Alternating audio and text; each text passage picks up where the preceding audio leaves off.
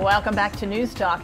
According to recent statistics, millennials, who already have surpassed baby boomers as the largest living generation in the U.S., now they've caught up to boomers when it comes to their share of the American electorate. But what impact, if any, could they make on this election? And who are they leaning toward? Well, joining us today, we have Dr. Omekongo Dibinga. He's the director of Upstander International. Welcome, Dr. Dibinga. Good to have you here with us today. Thank you for having me. So let me put it right to you.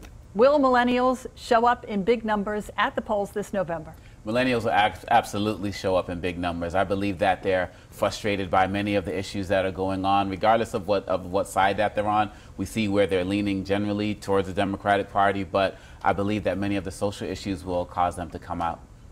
Earlier in the campaign, we saw a lot of the younger people supporting Bernie Sanders' campaign.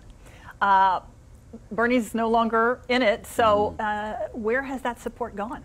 Well, from Politico to the Wall Street Journal, we're seeing that much of the support is going towards Hillary Clinton. Donald Trump is in the 20s as it relates to his support from millennials. And I believe that because of the trends of President Obama is very popular with this group, President Clinton, even though they were younger, they know him a little bit better. And even though they might have been a little caught up with some of Donald Trump's star status, they do believe that many of his policies might be closer to Bernie Sanders, although obviously not exactly the same. But is she speaking their language? Is she speaking to them? Is she speaking about issues they care about? Well, that's part of the problem. Many of them do not believe that she's speaking to them because they feel like she's almost private to a fault. They don't believe that she's very forthcoming with information. Many do see her as part of the establishment, and which is why Bernie had such appeal. But when they look at some of her economic issues going forward, but she hasn't done a great job of explaining them well to millennials. Well, I think Bernie Sanders won a lot of millennial votes when he started talking about free college education. Oh, yeah, absolutely. And getting rid of student debt, absolutely, right? I mean, absolutely. Immediately their ears pricked up and they're like, okay, this is the candidate I can get on board with. These are children of the Great Recession. I mean, they saw their houses get lost to foreclosure, dealing with unemployment issues, the expectations that they may not do better than their parents. So absolutely, that gave Bernie a great deal of appeal. So what is unique then about the way millennials think politically? Well, I think with millennials now, they have this mentality, they move very fast. They process information very quickly. They multitask. Absolutely. They're looking at 16 different devices and texting while they're talking. Yes. Yeah. And so they don't have to wait for hours or days to look up information. They can go and verify themselves. And so they have a very strong detector of who's not being genuine because they can easily fact check them. Okay, in addition to being genuine, that's what they're looking for, authenticity. Yes. What else are they looking for? They're looking for people who are really going to help them get to that next level. They really want to find somebody who's going to help show that their college education means something. And also they want somebody who's going to be more tolerant as it relates to the cultural issues that we're facing today, because millennials are the most diverse population that we've seen in terms of their interactions with each other. And so if they see that a group is being insulted on television, they could very well be talking about their friends. And that's a serious problem. And they want jobs. Absolutely. I mean, this is the generation that came of age during the recession. 2008 hit hard. Yes. Kids were not getting jobs. 2009, they still were not getting jobs. Yes. So they're looking for somebody that can provide jobs for them. Absolutely. And where I teach my students at American University, where we talk about these issues all of the time, they want to feel like their degree is going to mean something when they leave. Yeah. And do they also want somebody that will make big changes? I mean, instead of the status quo, they want I think that they're interested in change. I think they're interested in change, but to say big change, I feel like that's a term that's overused. We're talking in these gross generalities, big and huge and extreme, but I think they want steadiness. I think that's more important for the millennial generation. Do they? You say they are leaning toward Hillary Clinton more and the Democrats more. Do they particularly like either of these candidates?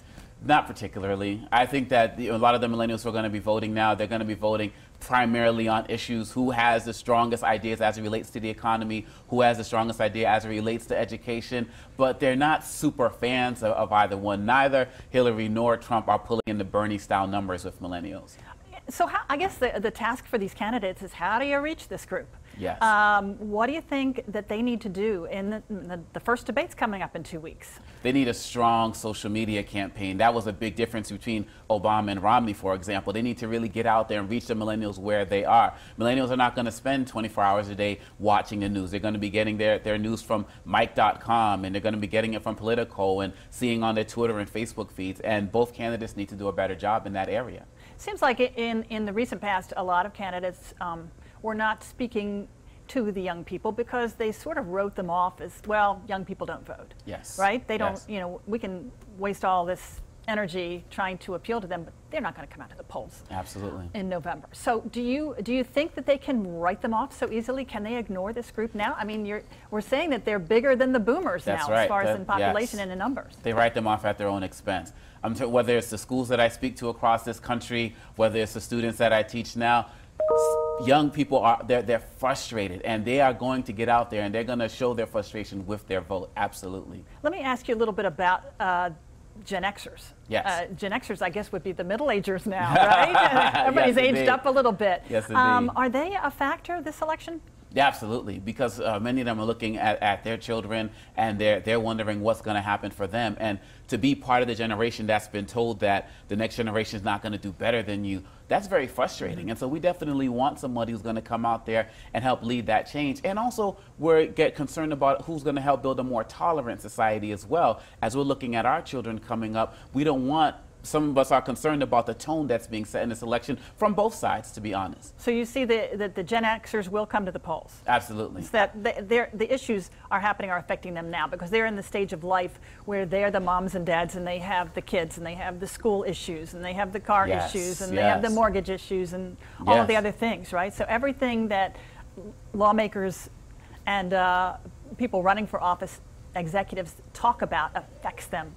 Definitely. When you're young, things don't always affect you so much, right? It's, Yeah, you know, you're still living with mom and dad, right? Right, right. But no, they will come out. I believe that every group in some way, shape, or form is deeply affected by what's happening. And just the tone that's being set, everyone saying how this election is so important, most important ever, I believe that they'll come out as well in large numbers. This is a generation, too, that has watched Washington gridlock in Congress. Oh, yes. For how many sessions now and cycles now? It's incredible. It doesn't seem like they can get anything done. It's so partisan. Are the millennials, do they see things as in such a partisan way as the older groups? I believe that they're more frustrated with the partisanship that they're seeing, and they want people to take bold action, or whether we're talking about issues such as the economy to issues such as Zika. They just don't want people to stay home because they see the effects of everything right in front of them every single day. Is this also the generation that's so worried about what we do to the earth and about climate change? The environment is definitely an issue. It's definitely, as they say, we don't run this world, we inherit it from the people that are coming after us. And so at the end of the day, they really want to make sure that the environment that they live in is going to be sustainable. So there are certain issues that are really turning them on. The environment, economy, many of the cultural issues that we're seeing, whether we're talking about everything from gay marriage to schools to race, issues relating to Islamophobia, all of these issues they're confronting on a daily basis. They're dealing with this, so they're absolutely concerned. Well, this has been anything but a conventional election season, Yes, right? Indeed. Do you think that the real story of this election season is going to be the turnout among millennials? I believe that the turnout among millennials, as well as particular racial groups, particularly the African American community and the Hispanic community, are going to really drive what's taking place in this election this year. And if they don't come out? I do believe that if they don't come out, I do believe that that advantages Donald Trump. Oh, really? Yeah, I believe that if the millennials stay home, I believe that, particularly if you look at some of the polls now, with many of the people in the Hispanic and the African American community supporting Hillary Clinton, if those three groups stay home, I believe that Donald Trump will win the presidency. So they actually turn the tide of the election? 100%, I believe by that. either showing up or by staying home? Yes, indeed. Wow. Yes, indeed. A lot to digest there. Hopefully the millennials are paying attention, right, on their smartphones or wherever. Yes, indeed. We're happy to have them pay attention. Dr. Omokongo Dibinga, he is the director of Upstander International, and you do some motivational speaking, right? Yes, indeed. And you're also an American University professor. Yes. So those students are lucky to have you. Thank you so much for joining us today. And hopefully you'll come back and visit us here on News Talk. Love to. And we will be right back with more in just a minute.